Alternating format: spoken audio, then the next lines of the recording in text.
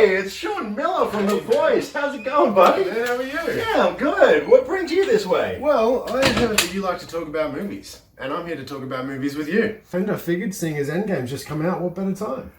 Well, look, I mean, you know, you got the shirt and all, but what makes you think you're so worthy?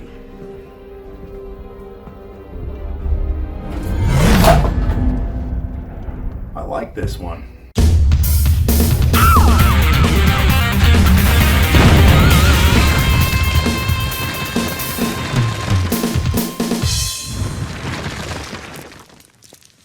Hey everyone, how's it going? And welcome to our spoiler-filled review of Avengers Endgame. I am joined for this one by my good friend Seanny Millar. We've, just been to see this movie. We've had our minds blown, and, look, this is going to be absolutely chock-a-block with spoilers. If you have not seen the film, I wouldn't recommend watching this video. Get out of here. Get out of here. Get out of here. Unless, of course, you're not going to bother going to see it, and you're just like, let's see what happens. Then, in that case, welcome aboard. But for now, we need to talk. We need to talk about this right now. Where do we start? That opening scene. The opening scene. Oh my god, yeah. So we've seen in the trailer the shot of Hawkeye teaching his daughter how to shoot the bow, and the film opens with that scene, and yeah, I'm sitting there and like, okay, this is nice. Then I'm like, oh no, I knew what was coming. I seriously knew it. I really got choked up. It's that eerie, inevitable thing when you cotton on to what's about to happen. Yeah. It just grabs you instantly. Because from the start, as you said with the opening, I actually think, now that we're talking about it, that does set the tone once again, even earlier than I first thought, to what is going to happen here. Because it's sort of, you feel like this is a boring way to start off. Right. It's such a huge movie, don't you think? It's like sort of like at a picnic table sort of thing, like, and it's just like, what? This is an Endgame, but very, very quickly and very subtly, the tone just drops down, and you're like, oh shit. So I mean, that kicked it off. Like, I mean, God, there are so many tearjerker moments in this film. Probably the biggest one for me was Black Widow sacrificing herself. That scene, that whole you loved that scene. I loved that scene where they're fighting to die. I know, my God, that was so freaking emotional and just such, like, that's the thing. You don't know who you want out of the two either. I know. So even. I mean, I know, Hawkeye's probably a little less of a character in this whole story.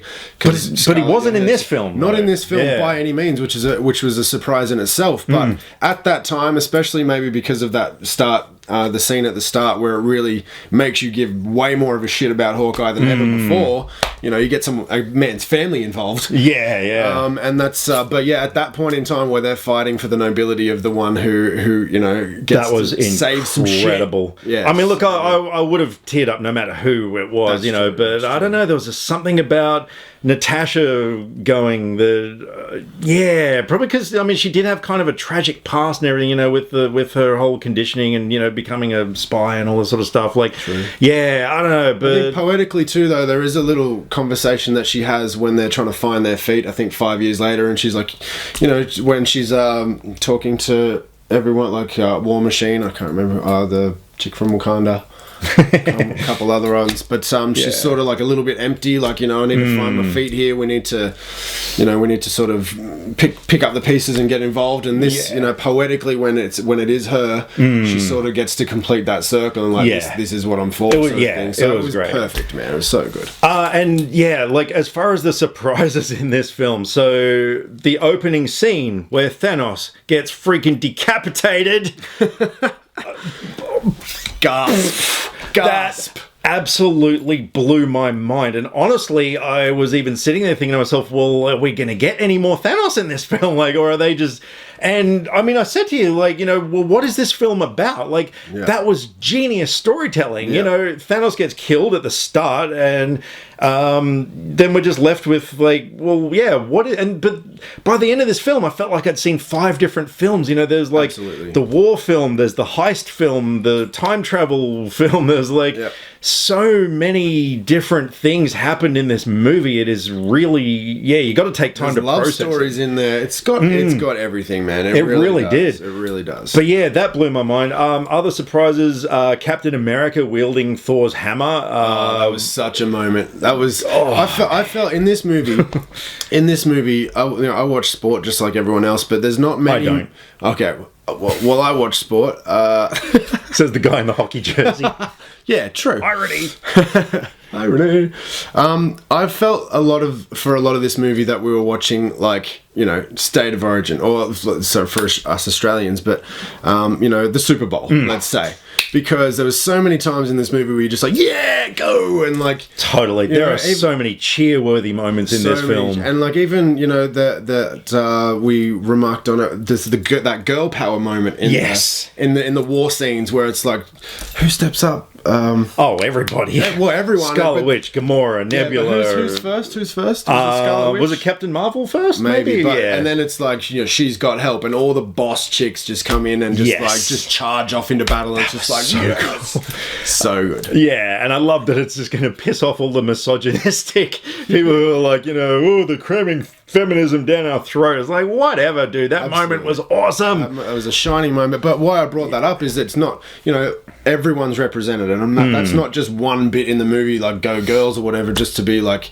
sort of in a condescending fashion. Everyone's represented in every personality type is there in this movie, and that's why Marvel Comics itself and even these movies are so popular, because they have a superhero for everyone. Yeah. And they have a moment for every superhero in this movie, in my opinion. And that's why it's such a good flick, man. Absolutely. Yeah. And speaking of the female characters, look, Gamora, ever since Guardians of the Galaxy came out, has been my most favorite MCU character for a whole bunch of reasons I'm not going to get into now. But, which made her death in Infinity War. Well, no, there are a bunch of reasons, but, her death in Infinity War, I never got over. Like, I was so pissed, and it's true. I always kind of thought, like, they've got to bring her back. She's too important and great a character to kill off permanently, and, I mean, the way that they brought her back in this, I thought was great. I dug the whole time-traveling element.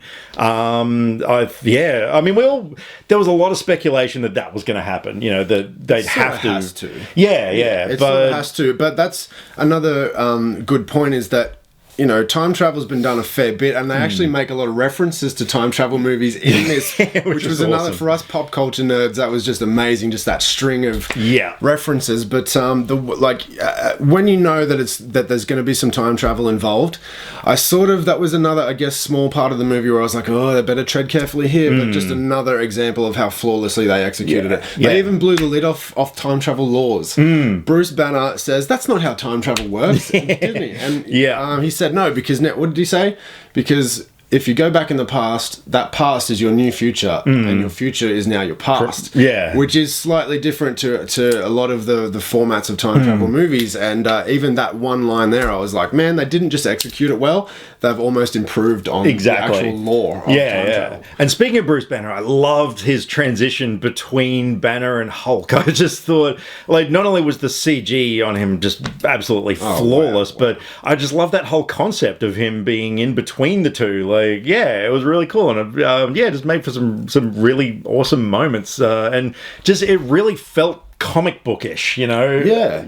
And it kept the other thing I think they did really well is that with this action and so much story and whatnot, and actually even in we've all seen probably a couple of reviews already, or spoken to someone that's seen it, and a lot of people have said after the first sort of couple of scenes that there's a lull or a slow moment, but the humor that they weave within everything going on is I know I'll keep using the word flawless about 50 times. Maybe put a little ding on the side. But even just, like one thing that carries that slow moment, let's call it that for lack of a better term, is the dialogue and the humor. And then, as they time travel backwards, just with different vantage points of the other movies and other timelines, it's a funny thing that they're watching themselves do something, or absolutely. The humor in it. I loved that element, and it just really felt like such a perfect send-off for this stage of the MCU. The fact that we went back, we revisited all these films. We had freaking every character who has been in a Marvel film, like from major ones to minor ones, everybody was back in this, which is just such a testament to how important this whole story has been. They really, made such a poignant love letter to past 11 years of filmmaking. So yeah, I loved all that stuff. And to bring like, I don't know exactly how it works with hiring actors and casting and things like that, but to organize that. I mean, we say all-star cast for a lot of movies, but I don't know if there's one bigger than this. I was trying to think of something at the end. I really don't think there is. And they have gotten everyone back, and I don't know if that's because it's such an exciting movie to work for that the actors are just on board or contractually or whatever, but however they did it. Yeah. And man, it's just when, any cameo from something that from something else is always an exciting moment, and this is just almost one big cameo. Just everything that you've ever seen and loved from Marvel is here. Absolutely. Yeah. And that brings me to one of the things that I mentioned in the spoiler-free review was the score in this film, just like how incredible it was. But one thing I couldn't touch on was how it adapted to the time travel element. When we go back to the 70s, and the score, sort of became like, with jazz elements and stuff. And I just really loved how it fitted with all those time periods and stuff. I loved how, we had things like, there's so many moments in this film that I adored. Star-Lord walking along, recreating that opening of Guardians of the Galaxy, and then the music suddenly stops and you just hear him singing badly, things like that. Like you said, the way that they went back to those elements of the films was it just made it so enjoyable to watch. So good. Another thing I'd like to sort of touch on as well is that we sort of take it for granted a little bit these days, but the CGI in this movie, in every possible way, is flawless. Ding! Ding! Because, even from... My favourite villain of all time, I think, now is Thanos, because I am a huge Josh Brolin fan anyway, since Goonies from all the way through. I picked him for Batman. I'm a huge Batman fan, and I was, Brolin over Affleck. I mean, come on. Even though it was, whatever, it worked out fine because Brolin rocks Thanos like no one else could. Oh, absolutely. But what I like about Thanos as well, just even visually, is that is, it's Brolin's face as well as Thanos. And the way that they just merge those two together, the way that they've done that in computer generated form is flawless. Ding. And but even beyond that, I think it was a really nice thing to see in the last Star Wars movie, with them bringing deceased characters back to life with that CGI, and a young Michael Douglas in this movie. God, he looked incredible. I looked over at you. I think you looked over at me. I was just like, what the fuck? Like, it's getting so good, man. Yeah. And like these guys behind their computers, these unsung heroes, are just getting so good at their craft. Well done, you guys. Yeah. In terms of Thanos, though, for me, I preferred Thanos from Infinity War.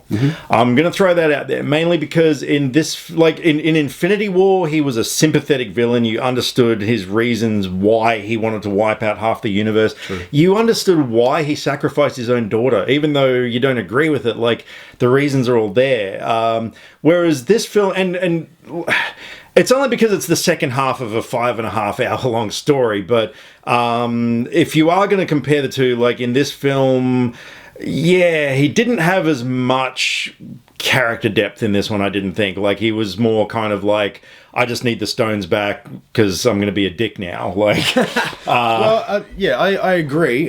But at the same time, this movie also has a job to do, and that's end the story. And we need a big bad.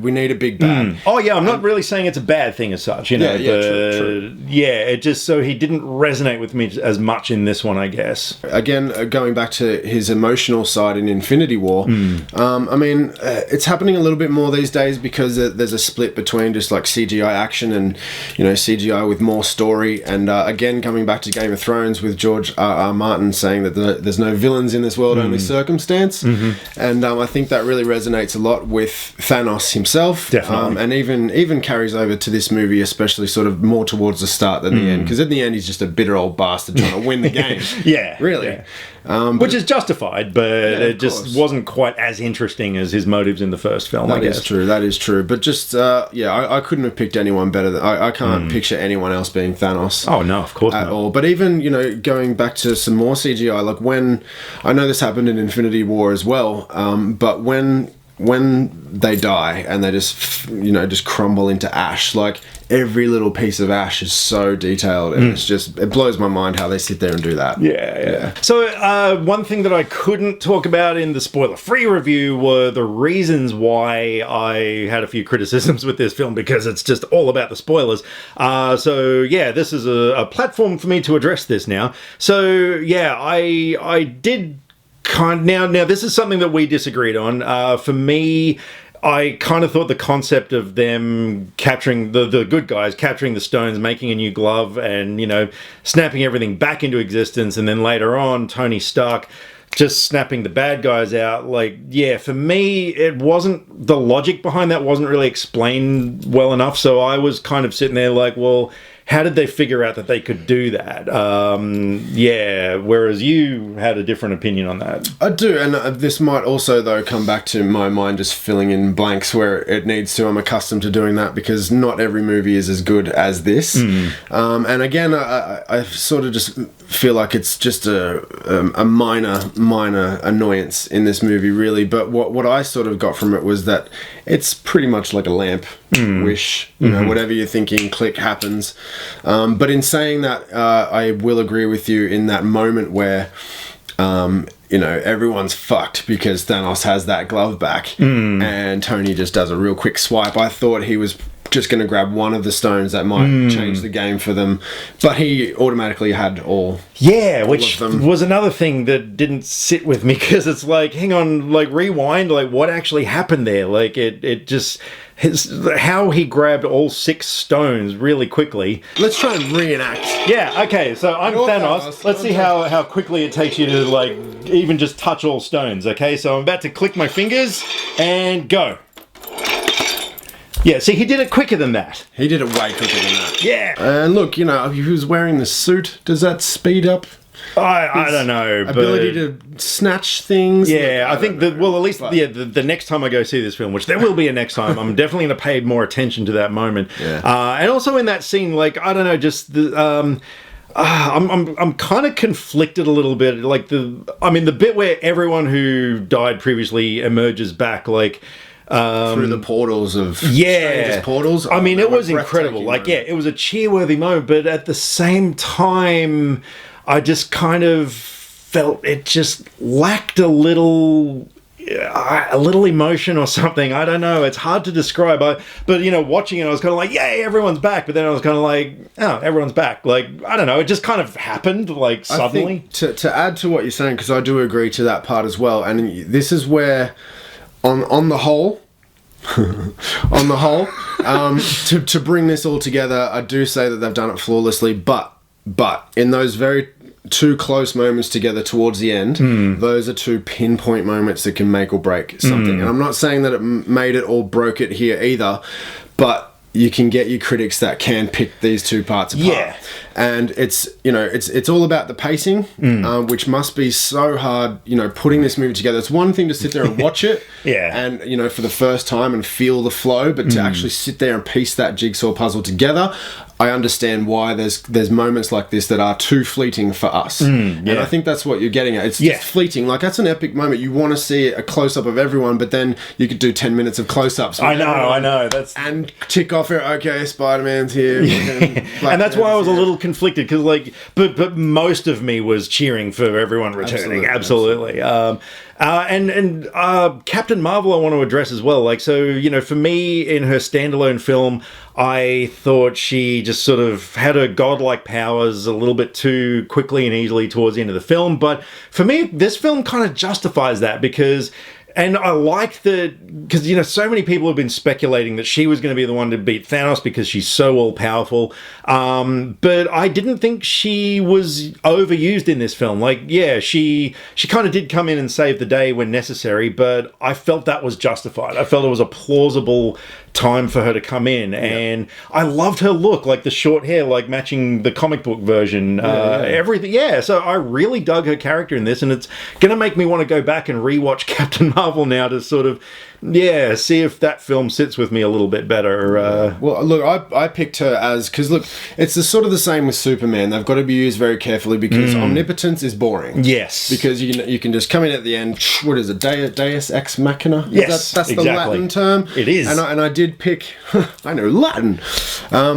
Yeah, so I did sort of pick her to just swoop in at the end, because there is a line at the start that says you won't see me for a while, and I did put a pin in that and said, oh, okay, here we go, that's going to be that. But, you know, as you were saying, when she does come in and fuck some shit up, which she certainly does, it's at the right time and it's not overused, and she joins the crew rather than just comes in and, you know, captains the shit out of that over. Yeah, exactly. So that was cool. I loved the whole thing with Nebula being the one who, you know, messes up the whole plan, being that there's two versions of her, the evil version and the good version. I loved that stuff. But yeah, this movie, so much Gamora. I was so happy because I was there. Oh my god, I teared up like the first moment that she. I think I may have clapped.